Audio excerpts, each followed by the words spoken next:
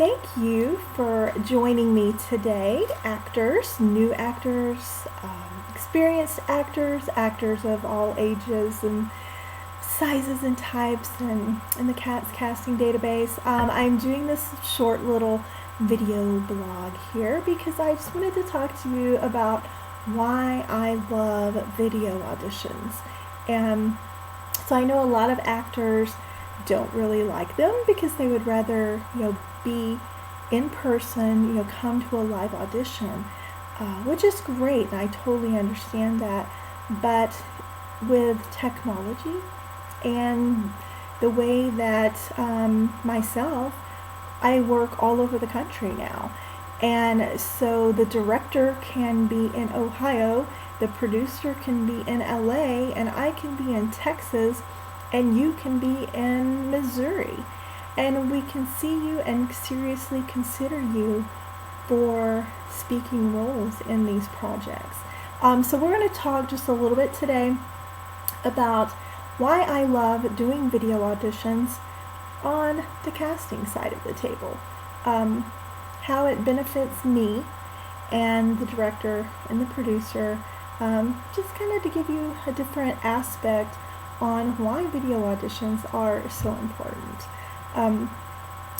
First of all, I think the key reason that I love video auditions is that it gives me the opportunity to see more people. Let's say that I have a live audition. I still do live auditions, but a lot of times I will do preliminary screenings via video before I invite those people into a live audition. But let's say I'm doing one day of live auditions, and I always ask the director, how many do you want to see per role? Do you want to, like say when James Franco came to town, he only wanted to see 3 people per role. So I have to do a video audition process to sort out and to give you and Susie and Carrie and all those people the opportunity. I have to sort down and narrow down the process to bring in front of the director and to fill those 3 spots per role.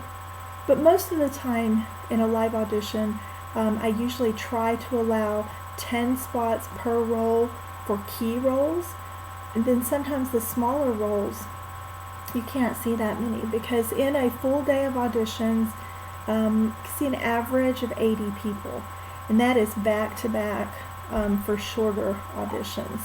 And so if I can see 80 people, and let's say I have 10 roles, the average film has anywhere from 15 to 22, sometimes even more speaking roles, but just on average I say about 15 to 22 speaking roles.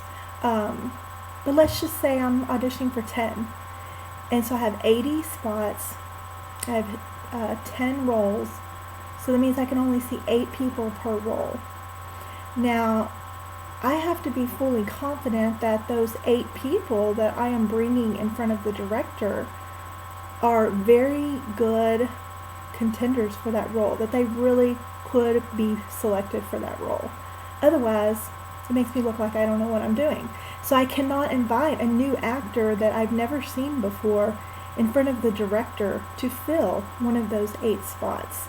And you can kind of understand now how I have to make sure that if you come in front of the director, that you really meet the casting specifics, the breakdown.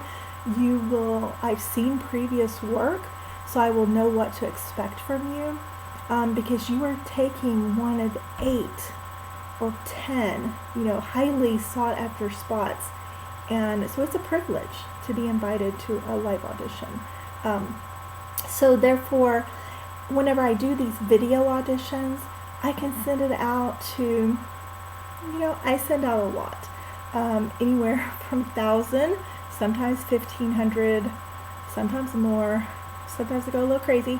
But I very easily get 2,000, 5,000, 10,000 submissions depending on the level of film.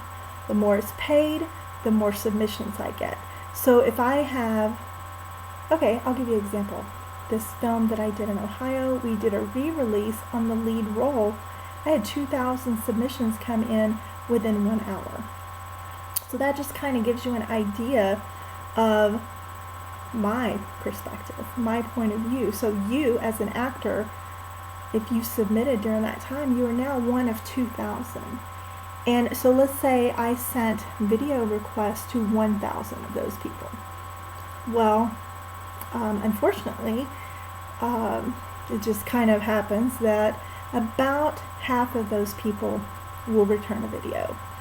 So that's why I send out requests to so many people, because for whatever reason they forgot, they got busy, they're traveling, whatever their excuse is, about half do not return the videos. Now, through my database, I have a lot higher percentages, but say through agents, because I do go through agents for speaking roles, especially on larger projects, and I do go through my database, which is where a lot of the new actors are in my database. Of course, I got all of you that are not new actors, but I do have a large amount of new actors in my database, so I tend to have higher return numbers when I request videos through my database, which I think is exciting.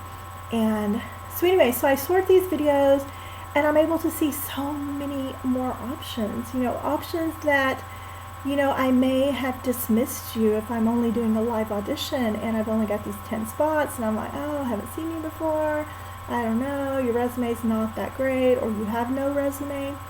But it allows me to let you, no matter your resume status at the beginning, to do an audition. Now, once, to get to these next phases, I do have some requirements. Once you make it through the first cut, that's when I start looking at the more specifics. But I think that doing a video audition, doing them over and over for different projects, gives you experience, and it gives you the opportunity to really learn the material and to do it at your convenience. I can watch them at my convenience. The director can watch them at his convenience. And so we do a lot of first round auditions, and many times whenever we're all over the country, then casting is done through these video auditions. So that's why it's very important that as an actor, you learn how to do a good video audition, whether you do it yourself or you do it professionally. And I've been talking with a guy. We are setting up a webinar.